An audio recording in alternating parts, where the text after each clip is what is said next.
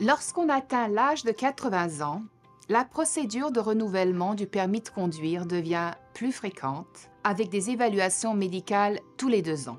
Cela peut susciter des inquiétudes chez certains conducteurs âgés qui se demandent s'ils pourront continuer à conduire. En Ontario, à partir de 80 ans, les conducteurs doivent passer un examen médical tous les 2 ans pour renouveler leur permis. Cet examen, qui dure environ 90 minutes, évalue la capacité de la personne à conduire en toute sécurité. Peu avant 80 ans, le ministère des Transports envoie une lettre avec les démarches à suivre pour le renouvellement du permis. La lettre inclut un formulaire à remplir. Si le conducteur ne reçoit pas ces documents, il doit contacter le ministère pour obtenir de l'aide. Il n'y a pas d'âge précis après lequel la conduite devient interdite.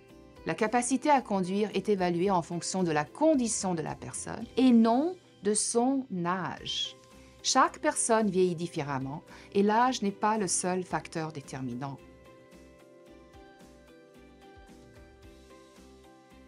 Certaines conditions peuvent affecter la capacité de conduire, comme les troubles de la vision, la prise de certains médicaments, les troubles psychologiques. Ces conditions n'entraînent pas automatiquement la perte du permis, mais des restrictions peuvent être imposées, comme par exemple ne pas conduire la nuit ou utiliser des lunettes de correction.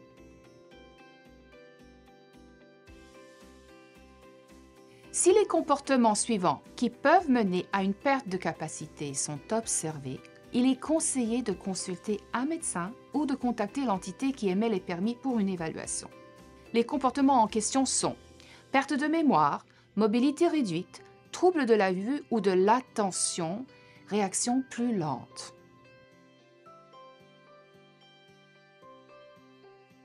Les conducteurs de plus de 80 ans peuvent continuer à conduire à condition de passer par le processus de renouvellement et de réussir les évaluations requises.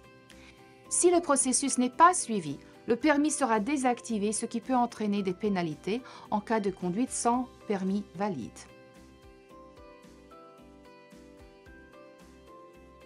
Il existe des alternatives pour les personnes âgées qui ne peuvent plus conduire, comme les tarifs réduits pour le transport en commun, ainsi que les services de conduite bénévoles. Ces options permettent de maintenir la mobilité et l'autonomie des aînés tout en assurant leur sécurité.